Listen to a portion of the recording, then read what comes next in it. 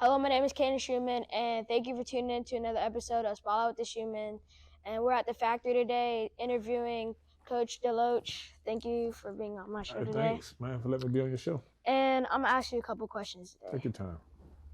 So you have like a passion of helping others and like to see others' success. What made you start? Part of it is that when I was growing up in your age, I didn't really have my dad involved in my life like that. So I joined the PALS organization, and there was a guy that was over it. We used to call him Mr. Bolivet, and he took in kids that didn't have dads and things like that, and then we played sports. So as I got older, I never forgot how he inspired me to want to help others. So what was like one important thing that you could remember that helped you growing up? Part of it is that the village that was around me. I always, hung around older people, tried to learn, trying to gather some wisdom for them. And then from that, it's kind of built my own little platform and somewhat had some success of helping others. What is one thing you would have to say to athletes is the key to success? You got to make a commitment. You got to understand your why. And once you understand your why, then you work towards whatever that goal is that you want to accomplish. But you got to understand why you're doing it. So you have kids that went to D1 programs. What is it like when you see them get those offers and attention? Or part of it is it's kind of like a reward for them putting in the hard work and making sacrifices. Because what happens in order to be able to get at that level, you have to make some sacrifices. So a lot of times when their friends were playing games or maybe staying out late, they made the sacrifice to put in the work to be able to, have those opportunities to be recruited at that level. What would you say one thing that you want like athletes to remember when they're trying to get to that point, next level? Well, like I said earlier, you have to understand and know your why. Why are we doing it? You have to understand your end game. You got to be able to want to compete, and definitely got to make a lot of sacrifices. And with that comes dedication. You got to get up early. You got to study the game. You got to be a student of the game. So when you start making those changes in your life, then doors open up for you.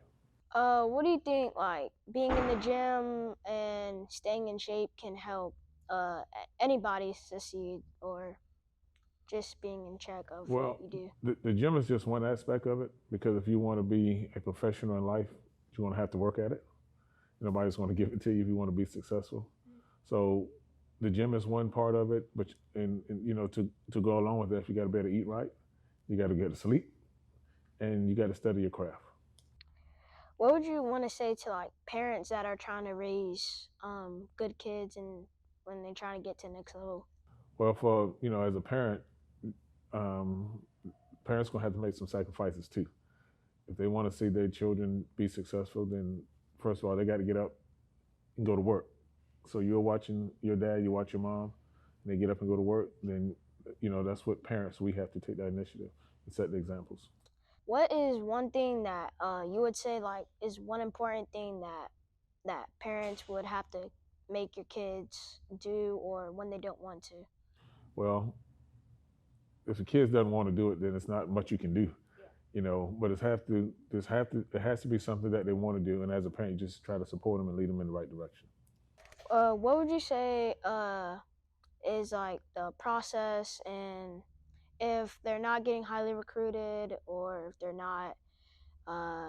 getting recruited and getting recruited by D2 JUCO, what is one thing you would want to say to make them keep going? It should be motivation. And understand this: there are 77 academic scholarships to one athletic scholarship. So there are 77 kids, just because they did their schoolwork, get the same opportunity as the one person that got an athletic scholarship. So first and foremost, as a parent, we want to always drive education, because most people say we want to have something to fall back on. My motto is we want to have something to fall forward on. We don't want to look back. So start in the classroom, and the rest will take care of itself.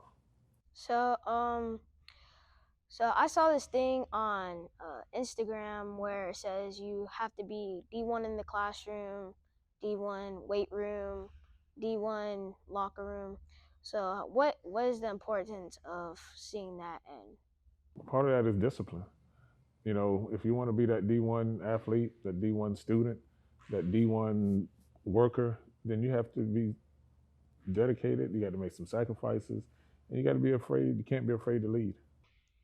what is like your first reaction when you see your kids like starting to succeed? Like if they get they start or get playing time or even come first in a track race. Well, the expectation is that we came to win. Nobody remembers who came in second.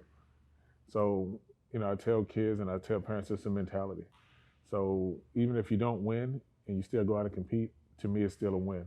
So, you know, especially in track and field or any other event, I always tell kids if you go out there and play hard, sometimes the scoreboard is not a reflection of how hard you played. So as long as you're giving it all you got and you feel comfortable with your effort, then hey, you can't ask for any more. So even though when you might have a bad game or not as well as you could perform, what do you think that motivates the players to want to get better? I just give you a little short story of what happened to me. We went and played high school basketball game and we got beat by 40. And when we got back, everybody on the team wanted to go back and start practicing as soon as we got off the bus. So at some point, you have to take some responsibility and say, you know what, I want to get better, and it starts with me. So what would you say, like, do you want to see like a first loss or get blown out to make the players get motivated, or like something that makes them motivated to do something or get better? Well, part of that is going to start with me as a leader, as a coach. Our practice is going to be so hard that when it comes time for the game is going to be like clockwork because we would have prepared them mentally for any adversity, you know, throughout the season, throughout practice and things like that. So when the game comes, it's like anything else. It's like easy. I can't wait to play.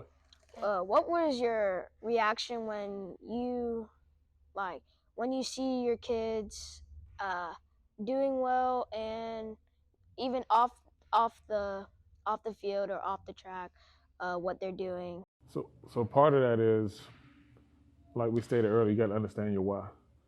And I tell my kids and I tell any other kids, your name is all that you have, and you want to protect your name.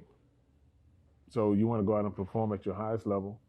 So when you do have a bad game, people's like, oh, that's not characteristic of him or her, because I know how they work. I know their work ethics. I know their family background. So it's just part of life. You know, every day is not going to be a great day, but you can control that by your attitude and your emotions.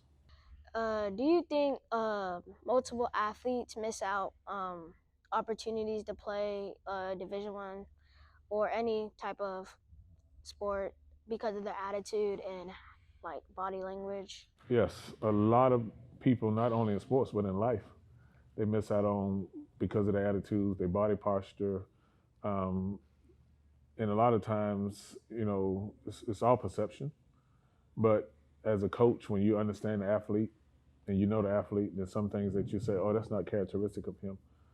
He just may just be having a bad day.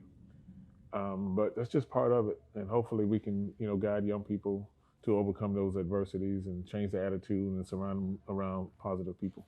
Okay, and last question. Um, what would you say for like athletes that have different sports they want to play, and you see athletes getting scholarships for track and basketball or two sports at the same time as college? What would you want to say to like if they want to pursue both? How much work do they have to put in? Well, at some point, you have to make a decision. I've only seen one Deion Sanders and one Bo Jackson that could do both. You know, those are unicorns. But for the most part, at some point in your career, you're gonna have to figure out what's gonna give me the best opportunity to be successful. You may love football and you like track, or vice versa. But at some point, cream always rises to the top. And that was our last question. And thank you for tuning in to another episode of Spotlight with the Shumans. And again, thank you for being Hey, thank on you. our show. Thank you, sir. And yeah, we out. Peace.